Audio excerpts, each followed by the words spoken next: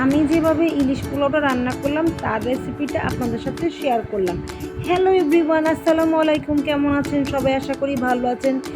প্রথমে ফ্রাই প্যানে তেল, পরিমাণ মতো তেল দিয়ে তার মধ্যে দিয়ে দিব পেঁয়াজ বাটা আর কাঁচামরিচ বাটা। এটাকে একটু ভালো করে কষিয়ে একে একে করে সব মশলা ছেড়ে দিব। মশলার মধ্যে ছিল ধইনা গুঁড়া, জিরা গুঁড়া, মরিচ গুঁড়া, লবণ, আদা রসুন পরিমাণ মতো দিয়ে একটু কষিয়ে নিব। কষানোর পরে আমি পরিমাণ মতো এখানে দুধ ঢেলে দিব। আর এই দুধটা দিলে পোলাওয়ের গ্রেভিটা সুন্দর হবে, খেতেও সুস্বাদু হবে।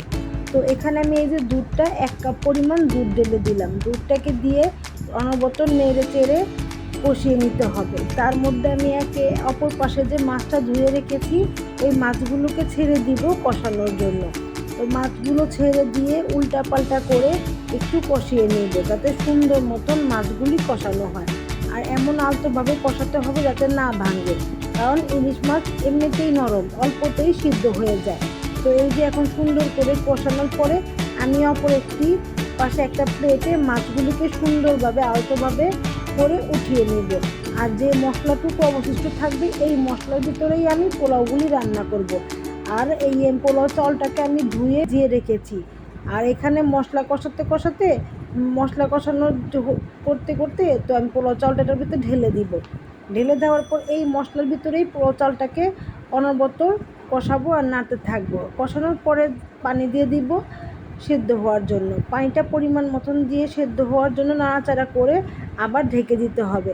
যখন এখানে পোলাওয়ের পানিটা শুকিয়ে আসবে তখন আবার একটু দমে রেখে দিব যাতে পুরো পানিটা শুকে যায় আর 80% সেদ্ধ হয়ে যায়। সেদ্ধ হওয়ার পরে যখন পোলাওটা হয়ে যাবে তখন পোলাওটাকে অল্পটুকু উঠিয়ে তার ভিতরে মাছগুলোকে দিয়ে আবার পোলাওগুলি দিয়ে ফোল্ড করে ঢেকে দিতে হবে যাতে পোলাওটিও সুন্দর মতন সেদ্ধ হয় আর মাছগুলিও নরম থাকে, ভাঙে না।